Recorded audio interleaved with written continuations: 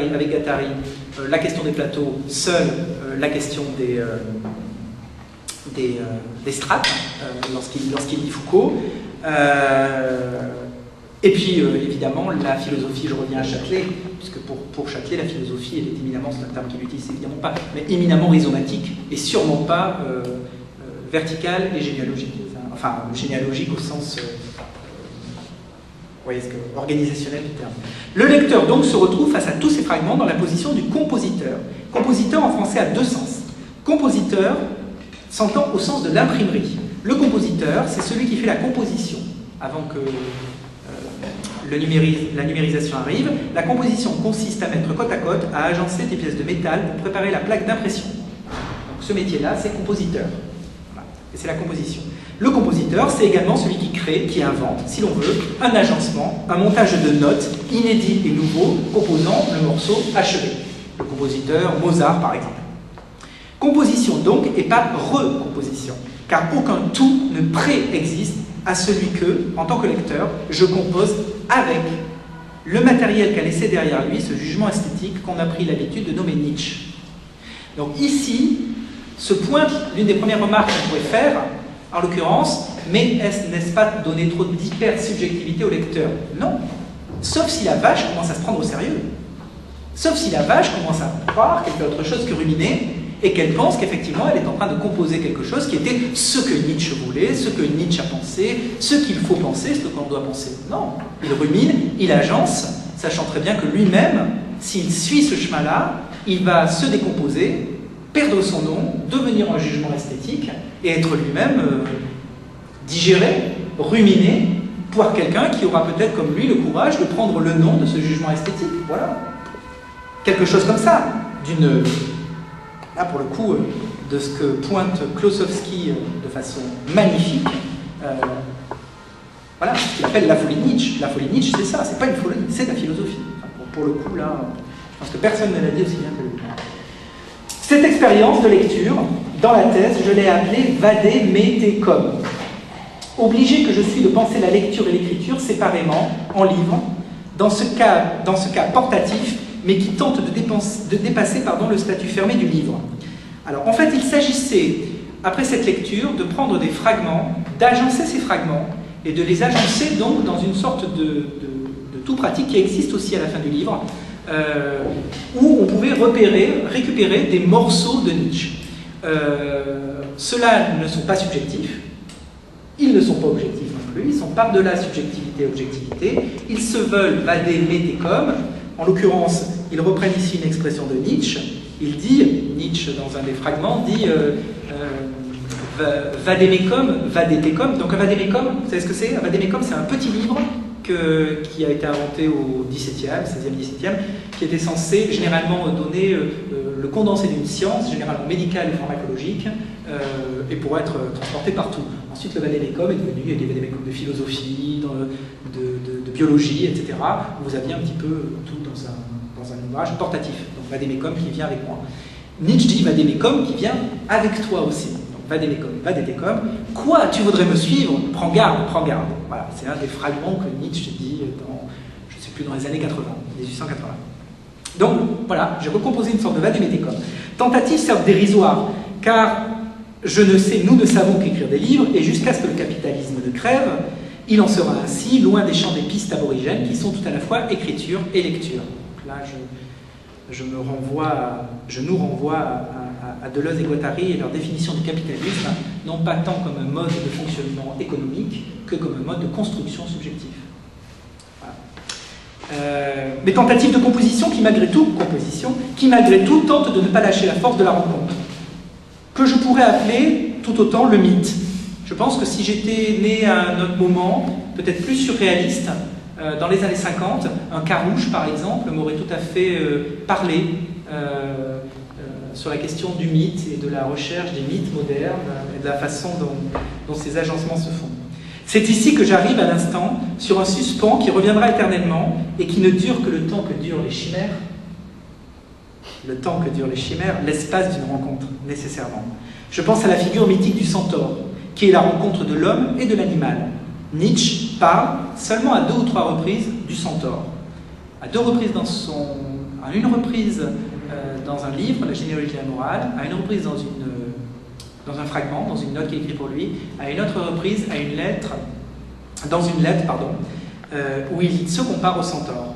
Le centaure est à la fois, comme le fait remarquer Wiesmann, qui est je trouve un des rares, pas lecteur de Nietzsche, c'est pas ça, mais qu'en tout cas, lui, c'est un ruminant, il broute beaucoup, Wiesmann. Je ne sais pas s'il serait content d'entendre ça, mais en tout cas, voilà, il y a quelque chose d'intéressant, et qu'a repris Sloterdijk, je trouve de façon moins intéressante, c'est que le centaure est à la fois Nésus et à la fois Chiron. Alors, dans la mythologie grecque, le centaure, donc, les centaures étaient une race de bêtes fabuleuses, mi-hommes, mi-chevaux, de bustes d'hommes et de corps de chevaux, et qui étaient réputés pour leur violence et pour leur agressivité. Donc, ils sont très connus notamment pour avoir enlevé les femmes des Lapites. Donc, il y a de très célèbres sculptures, et notamment les frises du Parthénon, qui se trouvent à Londres. C'était également des pédagogues. Voilà. Et à côté de cette figure, donc du violeur, dont le chef du viol des Lapites, du viol des femmes des Lapites, qui ont été ensuite vengées par les maris, par les Lapites, c'était Nésus ou Nésos, qui était donc la bête immonde, etc. Et à côté, le centaure peut être un pédagogue extraordinaire. Donc la plus belle figure du centaure que j'ai vue, c'est dans Médée de Pasolini, qui est joué par, comment il s'appelle, qui est décédé récemment. Calas. Hein? Calas. Non, oui, mais le centaure, il est joué par... Oui. Laurent Terzieff. Et Terzieff, extraordinaire, où on voit effectivement ce centaure en train d'élever Jason, donc il a élevé Jason, entre autres, et lorsque la Calas disparaît, enfin en tout cas sa capacité de lire les mythes disparaît, le Pasolini filme Chiron, non plus en tant que centaure, mais en tant qu'être humain. Et on voit Terzieff en pied, en train de dire à Jason, maintenant pars. Donc, effectivement, le mythe a disparu. Donc cette impossibilité de faire tenir en même temps l'animal et le pédagogue qui va même jusqu'à se sacrifier, il endosse, il souffre tellement d'avoir reçu une flèche empoisonnée tirée par Hercule, qu'il demande aux dieux de pouvoir se sacrifier pour donner son immortalité à quelqu'un d'autre. Enfin, vraiment tout l'opposé. D'une certaine manière, ce centaure, cette belle figure qui dissout en assumant la joute, l'agone, comme dirait... agone, c'est un terme très important pour un philosophe d'ici, Lyotard. La question, notamment dans ses textes sur la postmodernité. L'agone comme... Agone, voilà, agonistique, voilà, exactement.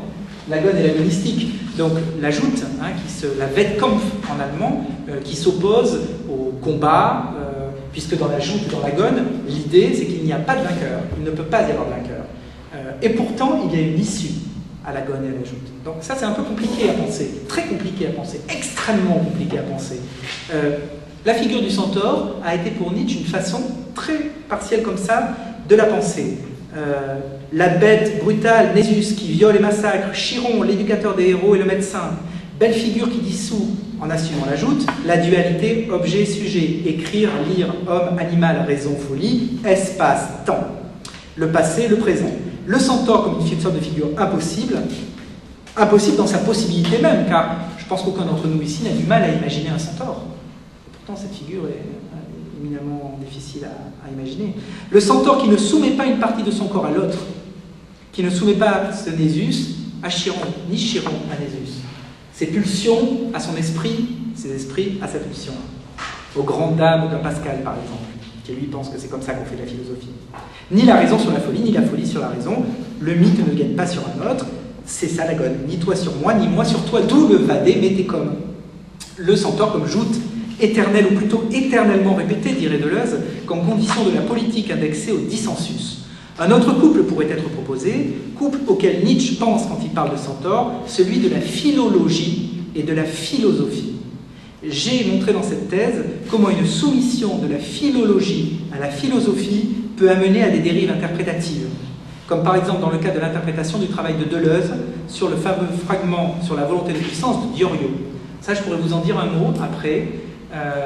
peut-être rapidement. En fait, c'est un passage intéressant. Diorio, c'est le chef de file d'un mouvement qui s'appelle le mouvement génétique, qui prend énormément d'ampleur sur toutes les universités, notamment ici, qui consiste à considérer qu'un texte ne peut être travaillé qu'à partir du moment où sera prouvé qu'il a des papiers.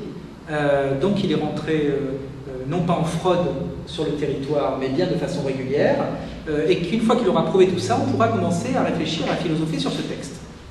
C'est la condition sine qua non. Et du coup, ces généticiens, la méthode génétique, passent leur temps en fait, à analyser des textes et à ne rien en faire. Au bout du compte, ils indexent, ils associent, ils indexent. Vous avez toute, alors c'est passionnant pour les philosophes, parce que vous avez par exemple toute la construction, je ne sais pas moi, de Madame Bovary, en reprenant les textes originels, comment est-ce qu'à un moment Flaubert écrit une lettre, et tel passage de la lettre est exactement repris mot pour mot, virgule pour virgule, dans le texte final, comment à un moment, sur la version de l'éditeur, il y a tout un passage qui est biffé alors qu'il avait été imposé avant. Ça, c'est ça le travail génétique. Travail passionnant s'il s'indexe à la philosophie. Si il est là uniquement pour dire maintenant ce texte, il est absolument pur de toute erreur interprétative, vous pouvez commencer à travailler dessus. Je reviens à ce que je disais au début de cette soutenance. Très concrètement, on peut attendre très très longtemps. Parce qu'à partir de quand considère-t-on que nous avons tous les textes pour justifier qu'un texte soit pur? Éventuellement la version de l'éditeur, la version du livre, mais le livre peut très bien, un compositeur peut très bien s'être trompé et avoir échangé par exemple un mot pour un autre. Chez Deleuze par exemple, imaginons un compositeur un petit peu pressé, un Deleuze fatigué, il pouvait l'être fatigué notamment à la fin de sa vie, et puis un mot qui remplace un autre, poum, ça y est, on n'a plus Agone, on a Apone. Ah, Apone, qu'a voulu dire Deleuze avec Apone? Et pauvre, on va partir sur des tonnes et des tonnes de discussions, alors que simplement un compositeur un peu bourré s'est trompé à ce moment-là. D'accord? Cette notion-là, enfin, je donne des exemples un peu extrêmes, parce que Diorio fait partie de cette école-là, donc qui est assez lourde, je trouve, et assez néfaste à la philosophie. Et notamment, il y a un passage de Deleuze qui est très connu dans le Nietzsche de Deleuze, où il interprète un passage sur la volonté de puissance, et où il dit que pour Nietzsche, la volonté de puissance est un monde, n'est pas un monde en soi, mais une volonté. Et en fait, il y a une erreur dans la traduction française, dans la retranscription française et allemande du texte original de Nietzsche.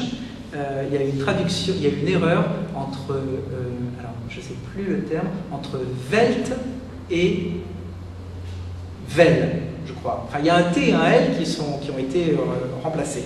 Ce qui fait qu'en fait, Nietzsche dit que la volonté de puissance n'est pas un monde, mais il dit qu'elle est une volonté.